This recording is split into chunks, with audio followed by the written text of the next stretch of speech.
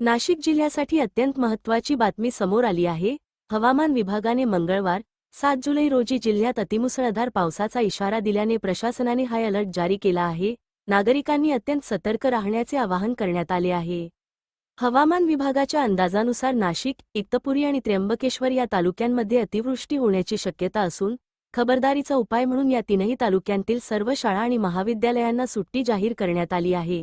दरम्यान भाविकांच्या सुरक्षिततेच्या दृष्टीने त्र्यंबकेश्वर मंदिरासह संबंधित मंदिरांमधील दर्शन व्यवस्था तात्पुरती बंद ठेवण्याचा निर्णय प्रशासनाने घेतला आहे।